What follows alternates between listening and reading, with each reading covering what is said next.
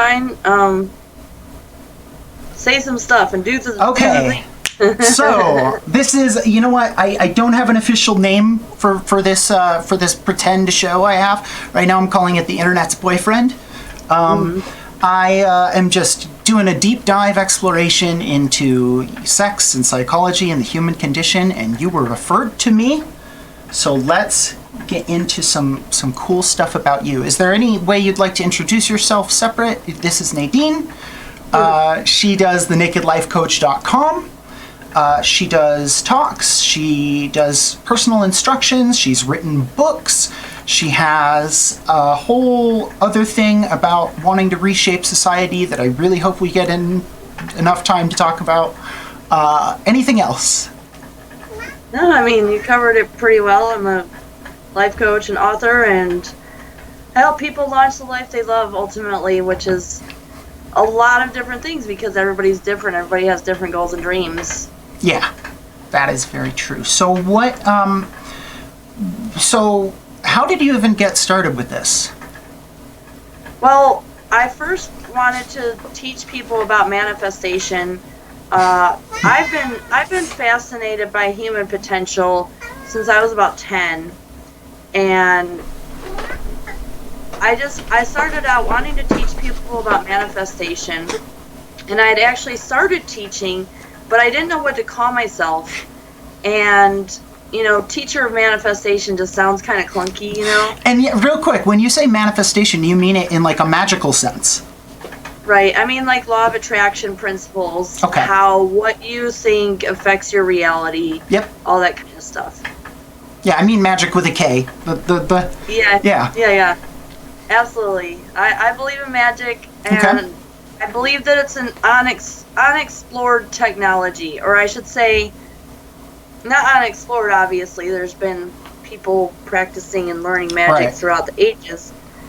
But I try to come at it from a scientific perspective of, obviously we don't have the tools to be able to measure a person's consciousness. So it's still subjective experimentation. But, the person I'm working with, and myself, of course, we can go, okay, this is my mindset, or this is what I believed before. If I change this belief, what happens? And start tracking it and journaling and stuff like that. Still subjective, we don't have a mind-reading device. Right. Maybe someday. I think the CIA did some research into this, but they never released the info. So tell me a little bit about your books. Well, the first one, and actually I'll finish telling how I got started. Yeah. That's okay. It kind of leads into it. So I was 2 months in. I had started teaching at the Phoenix Goddess Temple, which is now defunct. And I was just like working there as a guest practitioner and teaching classes. And I'm sitting with a friend of mine, and he's like, I was kind of brainstorming with him. I'm like, I really need to figure out what to call myself. Because teacher of manifestation is like, meh. So he goes, well, what do you like doing? Well, we were in the hot tub at the time. I looked down. I'm like, well, I like being naked. I was kind of being facetious, but, and he goes, what else do you like doing? And I was like, well, I like helping people figure out how to get what they want in their life. And he goes, you could be a life coach. And I'm like, I could be a naked life coach. And it just clicked. It was like everything in my life came together at that point. Yeah, I'm sure you didn't mean for it to be that literal, but it's actually very fitting. Well, yeah, but I mean, like, I did when I said that. I was like, I could instantly see the benefits of how getting naked could help people open up more, be more vulnerable faster, and of course, the more honest and vulnerable they are with me at the start, the faster I can help them get what they really want, which is the goal of the coaching, right? Right. And I saw how it could help people heal from trauma. I mean, I think everybody in this country, at least, or in our culture, is traumatized at a very young age. Think about it. Like, whenever you see kids, toddlers, running around, what do? They take their clothes off. they're like out there running around. They're like happy, I'm free, I'm being myself, la la la. And then along comes the adult, and they're like, you're bad, bad, bad you. And the kid, I mean, the 2 or 3 year old doesn't understand, so it creates this traumatization in the brain that equates nudity and freedom and self-authenticity and happiness and all that kind of stuff with bad, at a very young age. So I think the nudity can there. And there's other reasons too, but those were a couple main ones. But right there in that moment, when I came up with that title, I saw the cover of my first book in my mind, and my brain, my internal voice said, okay, now you got to write a book and call it Living the Naked Life. So I did. I'm pulling up the picture of the cover right now to show on the screen here. Awesome. So tell me about that book. So that book is all of the principles of manifestation that I found to be helpful. And what I kind of teased out, in practicing in my own life. And it's 10 ways, but really it boils down to the first 2, which are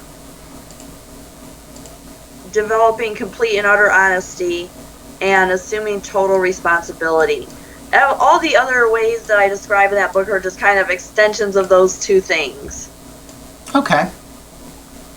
Your unlimited creation abilities. That's a pretty interesting talent to expose. So you then think sexuality is a very strong link for a lot of these things? No, not sexuality. I mean, sexuality is or just part of the nudity?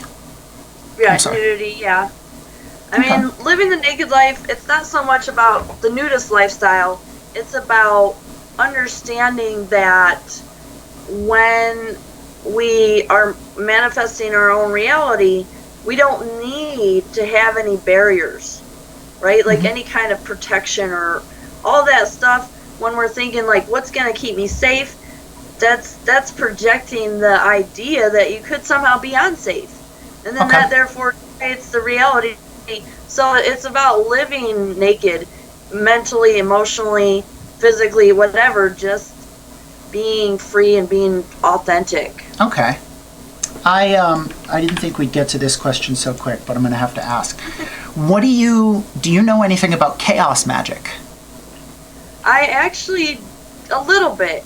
My friend, a really good friend of mine, was a chaos magician, and actually when I first started teaching, a group of us was starting up another temple in Chandler, and he was going to be a practitioner there and teach chaos magic. Okay. So I know a little tidbits from him about it.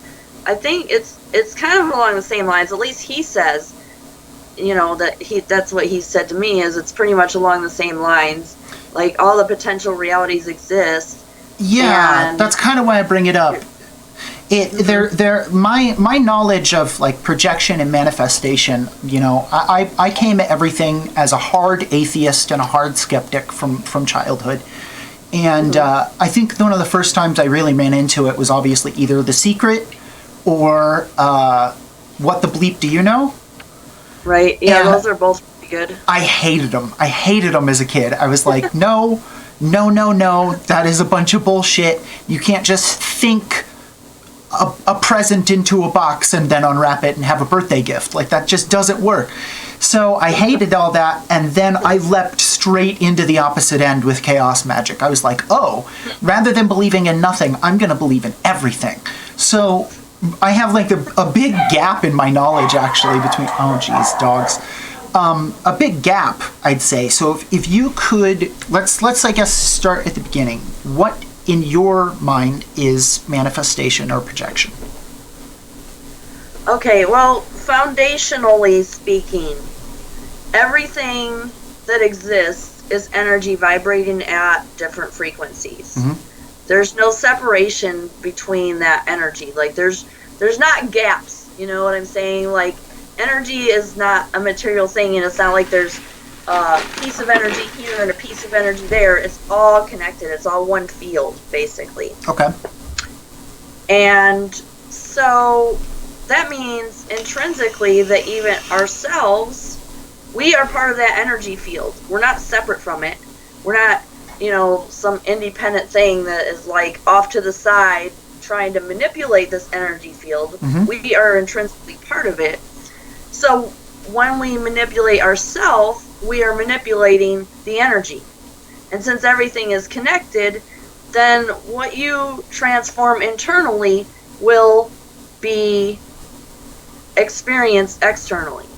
Okay, that's pretty fair. That seems par for the course of what I've heard. So, what do you think is the reasonable limitation of that?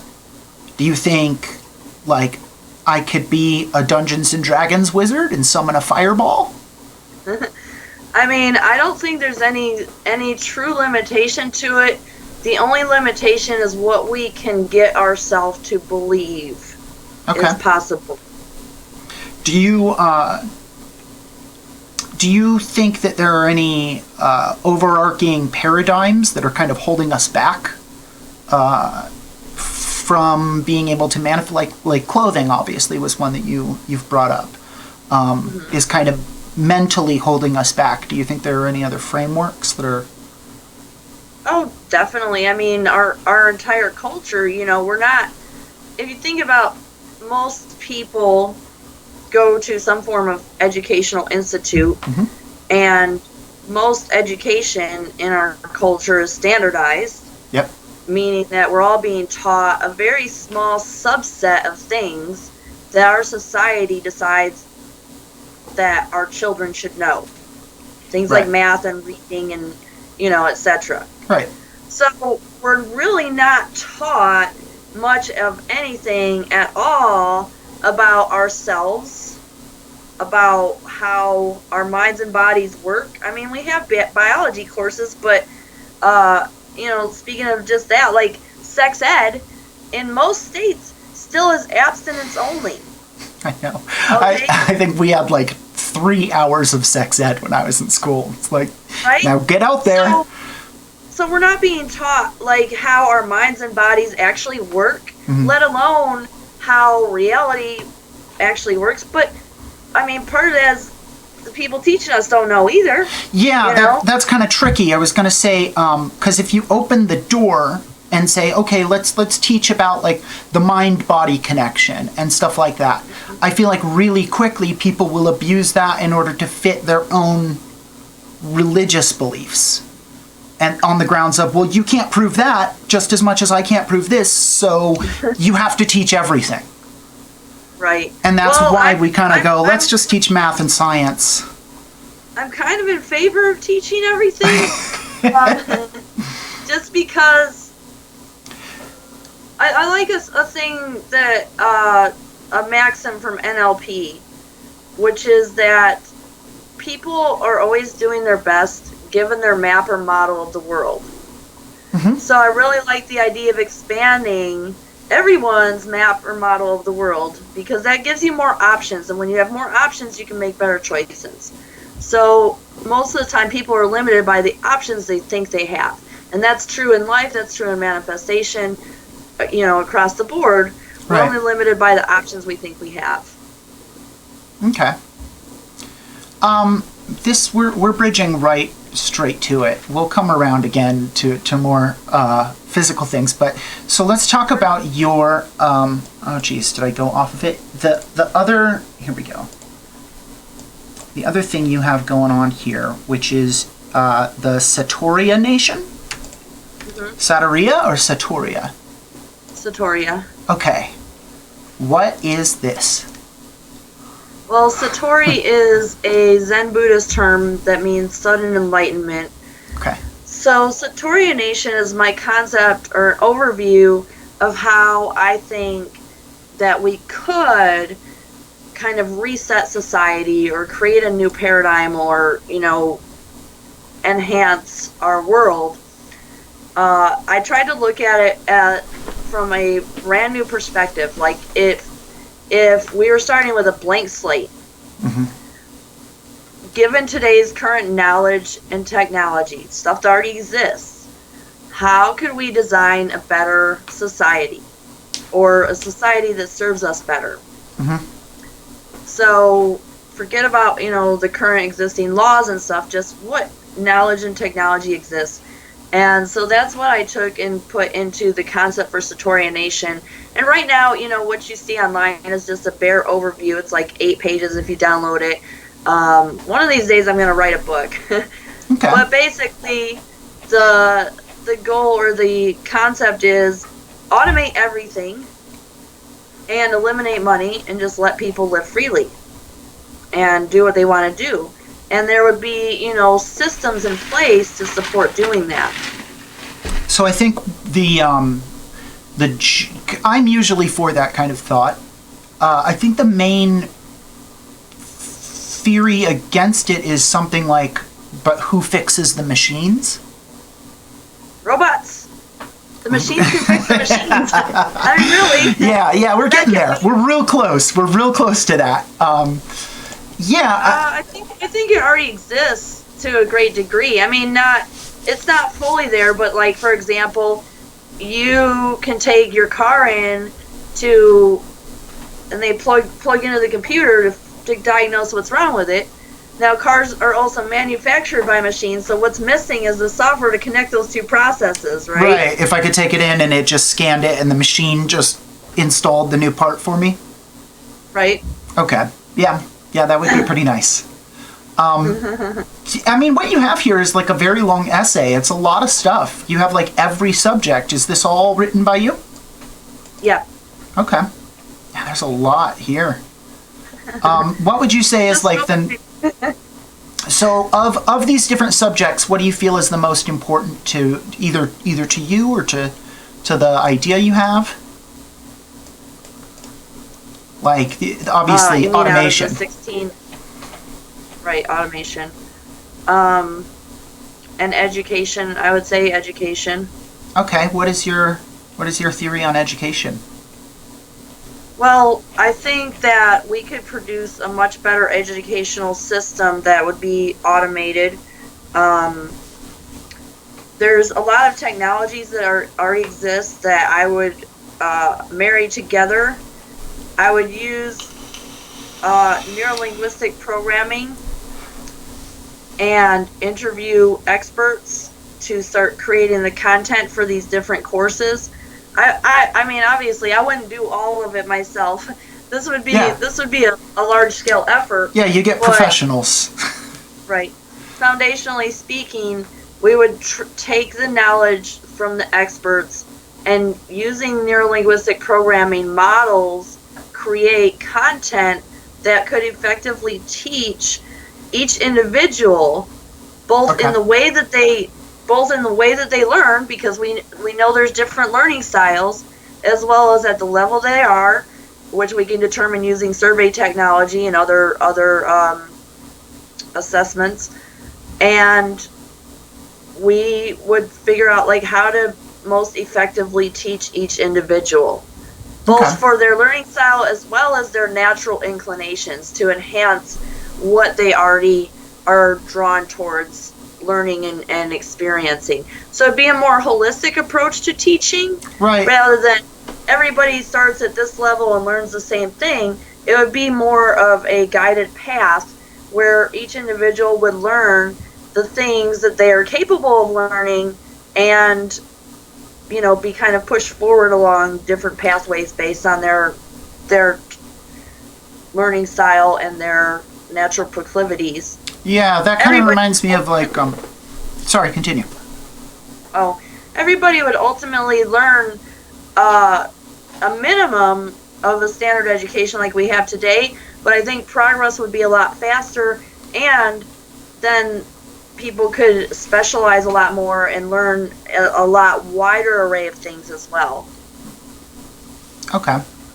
So let's say we have this cool new school where we get experts to sit down and help us come up with the curriculum and make it a little more comprehensive on stuff. And I've now brought you in. Mm-hmm. What is the number one thing you think you wish you could with your education and your skills, pass on? You've written several books. I'm sure you have some worthwhile memes to give the kids.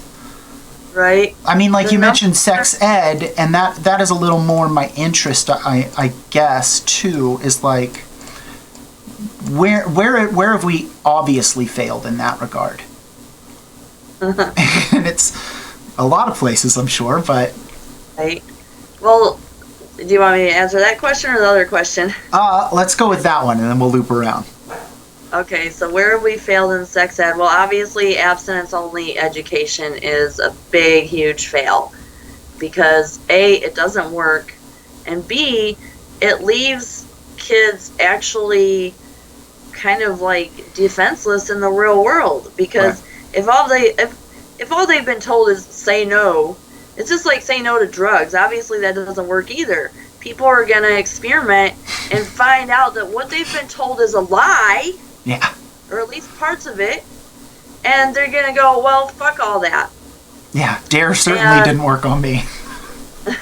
Right? And then, of course, they do put themselves at risk for pregnancy and STDs and not only that, but emotional trauma, abuse, all kinds of things, because they're not taught a deeper understanding of how our minds and bodies work, how to communicate effectively, how to manage your own emotions, how to set healthy boundaries. Like, all of those things should be a core part of sex ed. That's an interesting concept. So you're bringing in more of the psychology of relationships, even as they exist platonically and things like that, into the sexual aspect, like how to deal with, when you mentioned how to deal with abuse, like that would be extremely valuable to teach children, like, this is what it is, this is what you do when you're in that kind of relationship, this is what it looks like when your friend is in that. I could see that being, I mean, so I've always kind of ranted on, I wish that in high school, once a week, they pulled you out of a random class and you went and saw a therapist, because everyone needs to have seen a therapist, if not just to understand it's not weird when other people do it. This is what it's like that kind of stuff. So I wonder if there's somewhere in between those two things that you could bring a knowledge of psychology in to actually, like, hey, this is what a healthy relationship looks like. Yes, absolutely. That's what we should be teaching, the art of relationships. And it's not just about sex, it's about how we relate.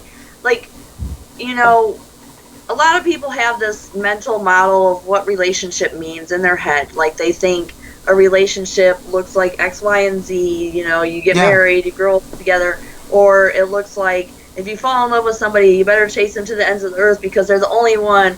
Or it looks like if a relationship is being called hurtful names and told you're dumb. You know, like, people have this model. Everybody's unique based on their growing up, you know, what they observed and what they experienced. And they take this word relationship and they're like, well, I want a relationship or I don't want a relationship based on that model that they have in their head. But really, if you look up the dictionary definition of relationship, it simply means the way two or more objects or people are connected. Okay. And so we all have relationships all the time. Right. If you go in and pay for your gas at Circle K, you just had like a 30-second relationship with the clerk. Right. During the time that they were processing your transaction, you were relating. So yeah, we need a true education on healthy relating. I feel like manners was the education I got on how to relate to random people that I ran into, like not close people. The relationship advice I got on that was awful. But like, I'm very polite. I know how to do that. So yeah, I could see bringing that closer to home. Like this is how you behave in a 30-second interaction. This is how you behave with someone on the long term is different. But it's still all under the big header of a relationship. So here's a curveball. Let's say, like, someone sees themselves as happy when they're in a relationship that is abusive. You've known these people, you've seen this before, where they're like, this is great, as the other person just dumps on them. Do you think it is healthy for the person to allow themselves that?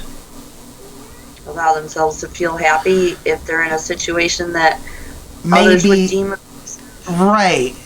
Like, I know that is almost the core of some power exchange relationships and S&M relationships, is almost like a understood, look, I like when people slap me, so I'm doing it in this time and place. Right. That's BDSM is a bit different because culturally, the BDSM community is actually a lot more conscious about relationships. Right. In other words, they form bonds with intent. They, in general, teach and have discussions about consent and about boundaries. This is stuff that doesn't happen in normal relationships, and it's definitely healthy. Okay? So the person, and let's talk about that too for a second, pleasure-pain mapping. Our bodies are only capable of sensing a few different things. Stuff like pressure, temperature, touch, but we're the ones that map whether that sensation is pleasurable or painful. Right. Okay? So pain to some, what is painful to some may be mapped as pleasurable to another, which is what is going on in BDSM. Right. In most cases. So that is not really abuse. That is simply a different form of pleasure. Right. I guess you're changing the definition of the action because of the, I'm not even sure what, because of the actual result that the recipient has. Like, because the end result is not pain, the end result was actually pleasure, then the means to get there are all given a pass. Right. That's it feels like there's edge cases where that would catch, but well, there definitely are. I mean, okay, look at that book Shades of Grey, or whatever it was, right? The person in relationship. I mean, I haven't personally read the book, okay, so I'm just going off of what other people have said about it. Okay. But the power dynamics discussed or revealed in that book is not typical BDSM. That is more of, like, at least, from the examples I've heard, is a very non-consensual relationship, almost stalkerish. It's a dude with really bad mom problems taking him out on a girl. Yeah. Okay, so that hit popular culture now. Everybody's like, oh, we're into BDSM. But no, if you really get into BDSM and start studying it, like, go to, there are different training programs and stuff like that for that. It is more all about consent and communication. So if you say, hey, I like it when you slap me in the face, and there's designated times and places to do that, obviously, like, you wouldn't say, well, I most likely, okay, you wouldn't say, well, come to my work party and smack me in the face in front of my boss. Yeah, and pull me around on a leash. Right? I mean, that's... Yeah. Pleasure is acceptable. Where it crosses the line into abuse is where consent is not happening. Okay. And, I mean conscious consent, okay? Right. That makes sense. Like, if you've got, like, a normal vanilla couple, and the guy gets home after going out to the bar with his friends and beats up his girlfriend because he thinks she's cheating on him because his friend said something about her, or who knows, whatever reason, she didn't consent to that beating. Right. Now, she may forgive him and still stay with him. That doesn't mean it's consent to be beat up. Right? And I've even heard of, like, issues with that, let's say, in a relationship where in other times and places it is acceptable. Like, I like being slapped in the bedroom, but now you slap me in front of my work colleagues, and that is not acceptable. Right, that would be abuse. Right. That's overstepping the consent boundaries. So, okay, I've got another example that kind of is a weirder one. Like, I was raised by a whole bunch of strippers. So my image of beauty was definitely pushed by that. So like, let's say that my thing was only, 90s bimbo babes, long blonde hair, fake boobs, miniskirt, right? Like, I, as a male in nearly 2020, go, wow, this is a really fucked up image that women were put into so that they could be like it's fulfilling the male gaze and all that. Like I can see how that is societally a construct that is probably not good, but it's also perhaps a thing that arouses me and I would seek and I would encourage. Do you feel like there are other cases where like that, where a person should maybe look at their kinks and go, yeah, I should probably let that go? Or do you think people should seek them? Is it unhealthy to hold it back? I think that's, it's very much an individual thing. One of my deeply held beliefs is there is no right or wrong. There's only what we choose or what we do not choose. So, in that specific case, like talking about your experience or your attraction to a certain type of person, are you okay with that? And are the people that you're attracted to okay with it? Like if you met a woman and she fit your perfect ideal of beauty, and you said, wow, I think you're beautiful to her, is she gonna go, well, you're only saying that because culturally blah blah blah? But does she not only look like that because like she's isn't she almost a victim of culture? To like put her in this box to look this, like, that all seems like very tricky territory. It is, definitely it is. But there's no right answer. I mean, we as individuals have to decide what is right and what feels good for each of us. And like going back to getting slapped, like I imagine someone who's mapped this as pleasure, but like, can we not look at that and be like, yeah, but that probably happened because of something pretty bad that we should be investigating? Possibly. There was a theory that people who were into BDSM were into it because they were abused. But that I think that was proven wrong. Yeah. That's actually been debunked. And that again on a case by case basis, it's very difficult, even working with a single individual, to figure out what made you the way you are, right? What made you the way you are? And that's a big everything about my life. Right, pretty much. So, what made this part of you the way it is? We can start diving into that. But again, it's like, okay, are you okay with this part of you being the way it is, or do you want to change it? If you want to change it, then there's techniques and ways. But if you're okay with it, then okay. I mean, it sounds like you really like to go case by case with these kind of things and not say any hard and fast rules. Yeah, there isn't any hard and fast rules. Like, all that stuff is stuff we make up. But yeah. For me to tell somebody, well, this is, XYZ is the only way, I can't do that. There is no one right way. That's something I figured out when I was like 10. That's good that you figured it out that early, because you're obviously still teaching adults that fact. So what kind of position are your students or people who come to you? What is the usual kind of case? There's like 5 broad categories that people come to me for. Relationship coaching, whether it's to improve an existing relationship, or to find a person and start a relationship.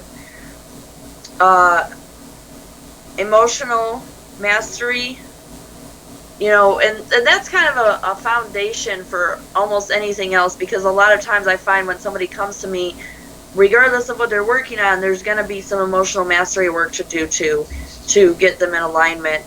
Yeah, that makes sense. Entrepreneurship stuff, like starting a business or finishing a project or, completing a project. Done a lot of that. And then like personal self-growth, just expanding their knowledge in various areas. Not necessarily with a specific goal, but just to learn and develop themselves, master manifestation, that kind of stuff. And then like other organizational skill stuff like time management. Okay. Seems like you go pretty far outside of the naked Venn diagram. You go pretty far into the business and coaching end. Mm-hmm. Well, I mean, I do it all naked, but it's the goal is not for people just to get naked or to see me naked. It's not a peep show. It's to. So you literally do when you sit with someone who wants to start a business, you'll do that naked? Yeah. I go according to their comfort level. Okay. So if they get naked, I get naked. If they say clothed, I say clothed. Okay. Like I said, it's not a peep show kind of thing. Yeah.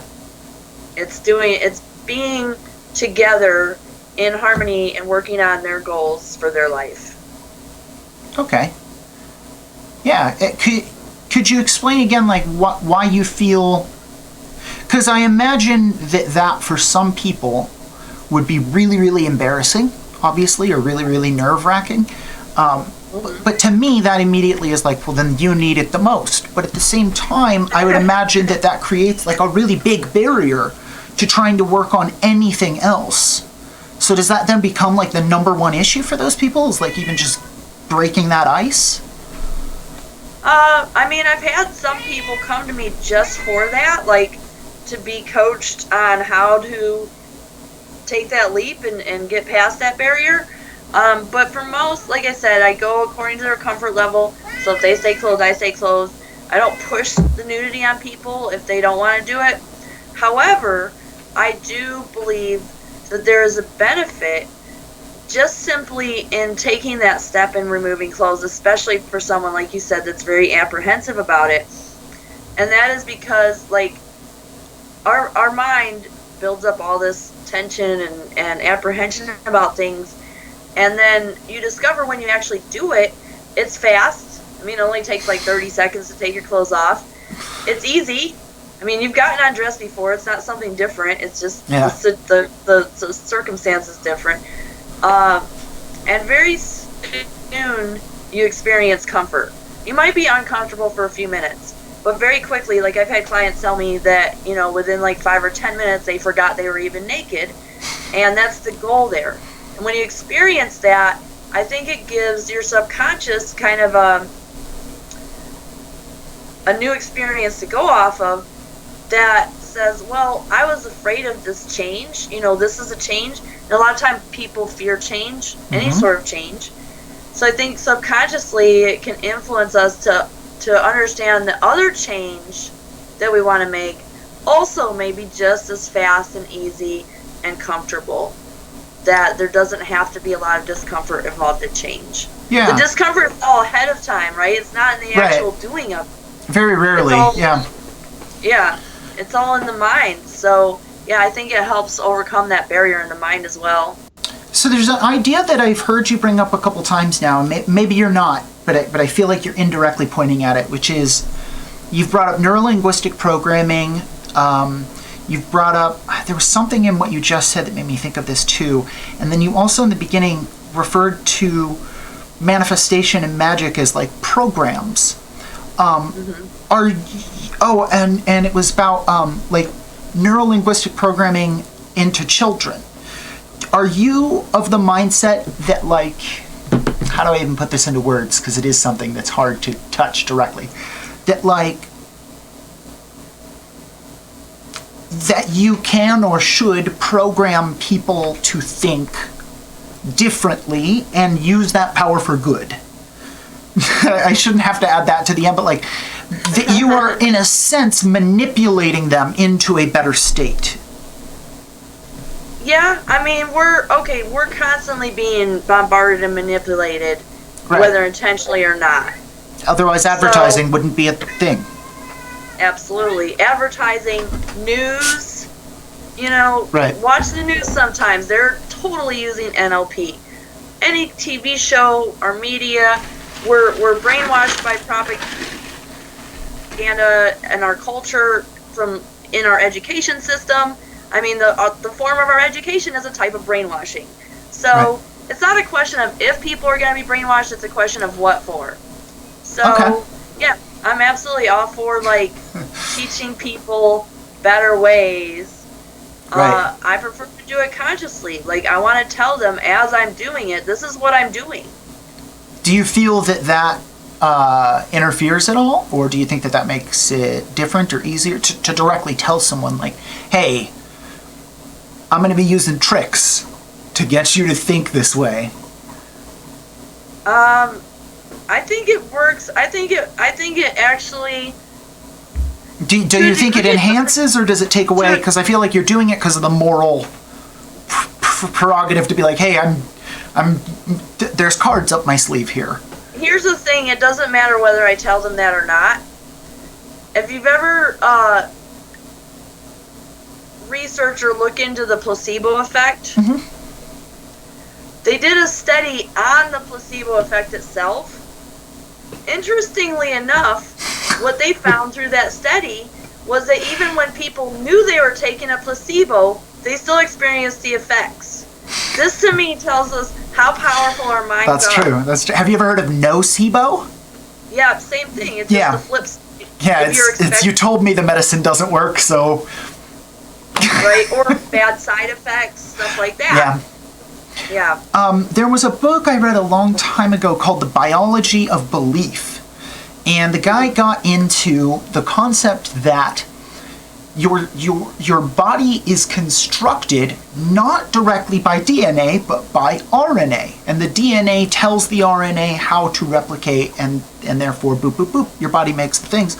And the whole theory he had was that you could actually control the message from DNA to RNA to heal yourself. And that's where he said the placebo effect must, like, live, was his concept. So that, I mean, I feel like there definitely is a biological, I mean, we know placebo works, obviously. And that there is a biological response to it. But just like you said, you want to do it consensually because of the moral imperative to tell someone, like, hey, do you think it would be easier if you didn't say anything? If you just, like, straight up tried to manipulate someone into being more confident? I don't think it matters either way. Okay. When I'm working with somebody and they're doing it consciously, like, I'm explaining what I'm doing. Not necessarily step by step, Right. but, like, I guide them through processes that are designed to help them make effective change in their brains. Right. You know, to reprogram their subconscious and stuff like that. So they know what I'm doing because they're participating in it, you know, and I tell them this is what we're doing. Yeah. I mean, it's like going to the doctor or anything, and you know, disclaimer, I'm not a medical professional, blah, Yes. blah, legal. Yeah. Don't listen to us. But it's like going to any professional. You go to a doctor or a lawyer. If they're a good practitioner of their art, they will be communicating with their client and explaining things to them that they need to know. Right. So, I mean, it's kind of the same thing, you know? I know that some doctors, though, for example, will, they're doing things they don't tell the patient. Like, Sure. like they're fishing questions to make sure you're not a drug addict if you're in there for anything doing with pain and stuff like that. Like, I doubt you're telling people you work with, like, and this is why I'm sitting forward with my palms upward to let you... I'm not, like, describing every single thing I do, no. Yeah. And I guess I'm wondering at, like, what level those non-spoken things are even effective, but I guess you're saying it's far more about the conscious level stuff anyway.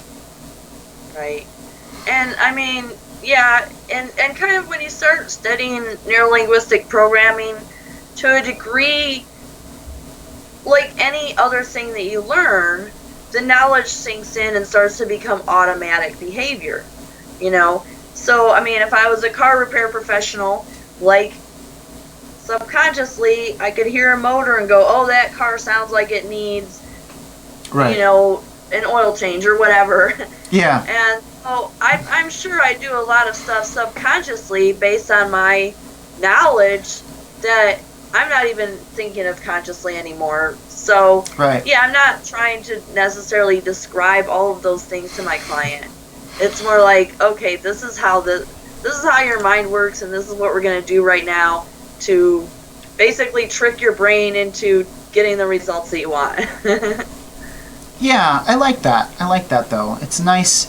You seem to have a very, this has been my keyword lately, my Pee-wee's Playhouse keyword, holistic. Like, you seem like you're focusing on a lot of areas at once rather than trying to deep dive on any one thing. Yeah, and it's not really necessary to deep dive so much. Like, this is kind of my,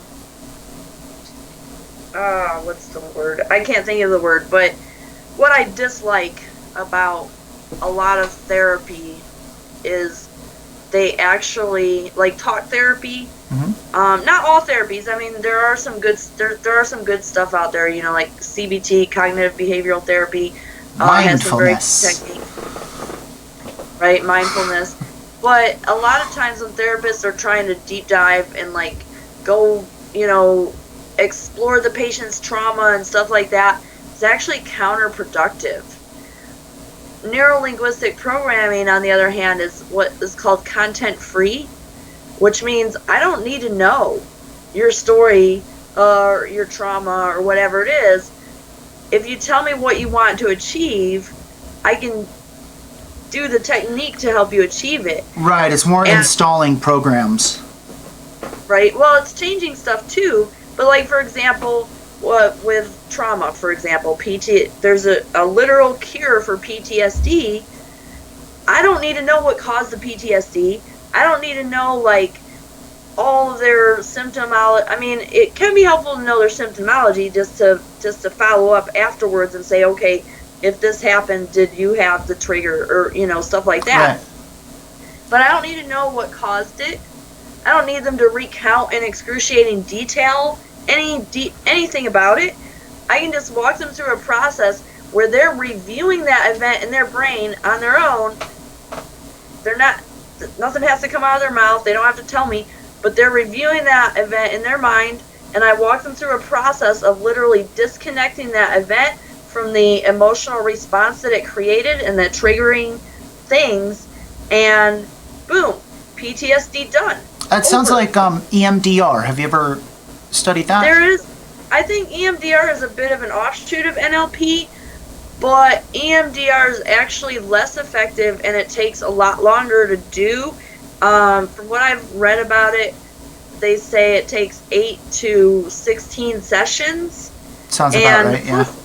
Plus I'm all like, what's this tapping? Like, no, we don't want, like... See, now that's what made me immediately think it's very similar to NLP, was I looked at it as it's mapping. And it's mapping to a pointless area.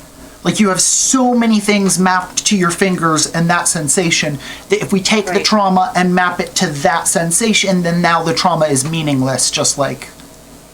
Yeah. And that's a weird steps, but... It is remapping, but it's a lot more complicated and it takes longer. It's not as effective as just literally going to the source and disconnecting there.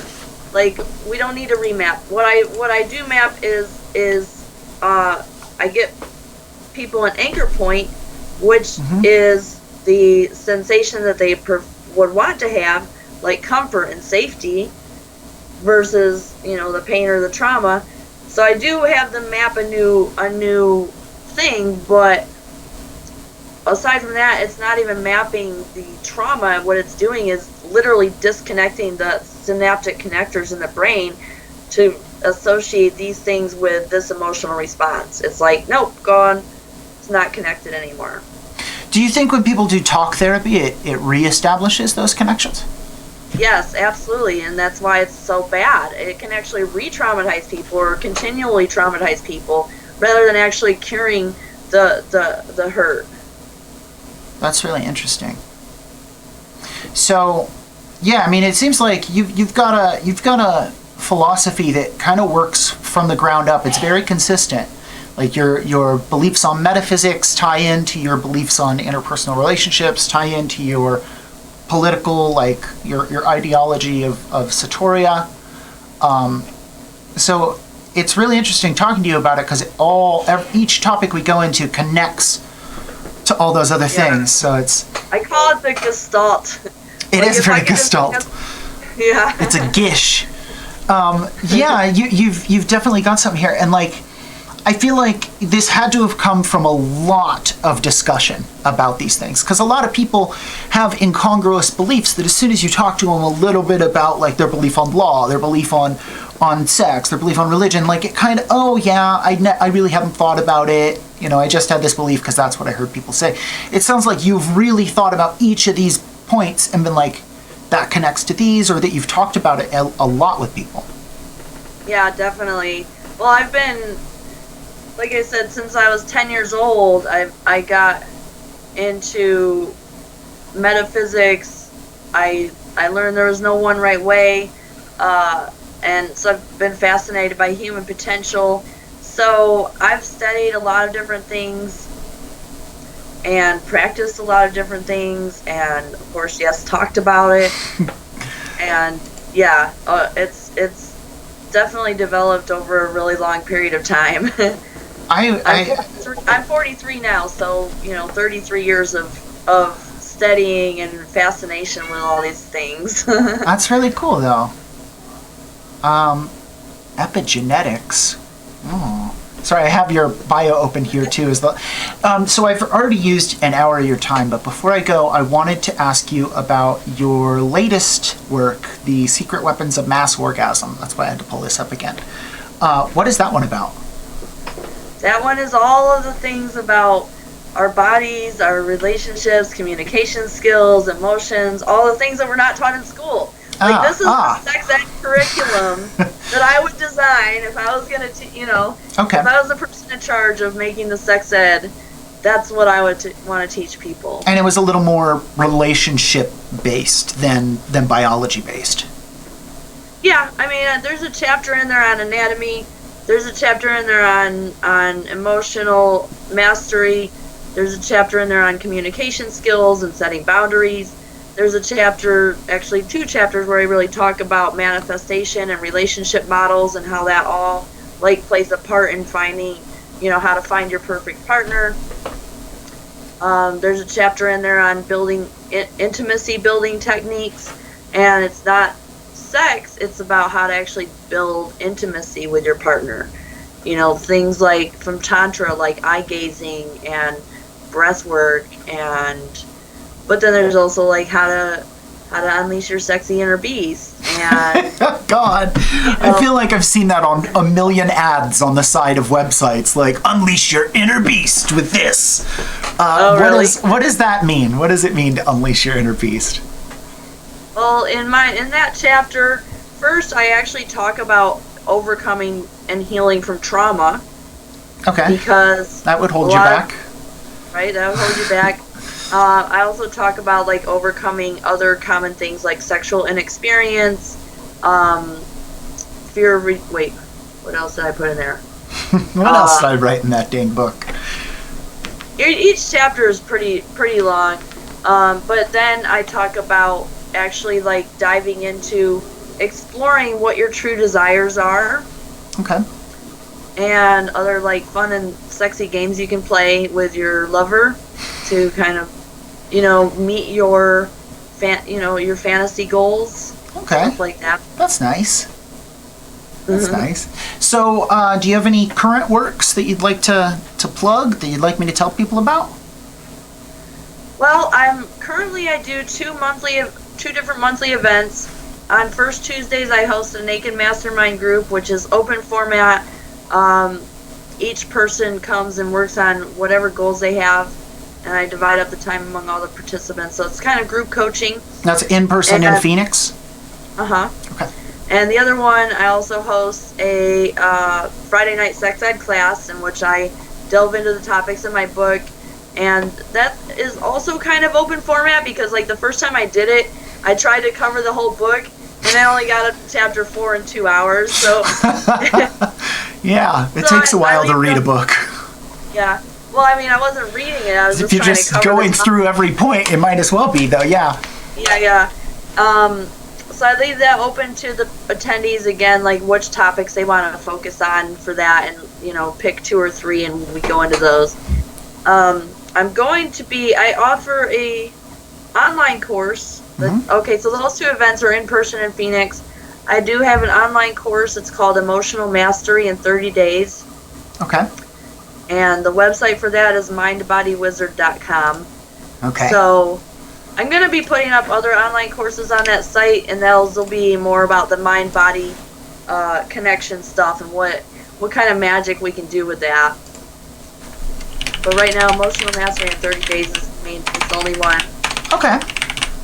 Taking down mindbodywizard.com. I'll have all your links in the description.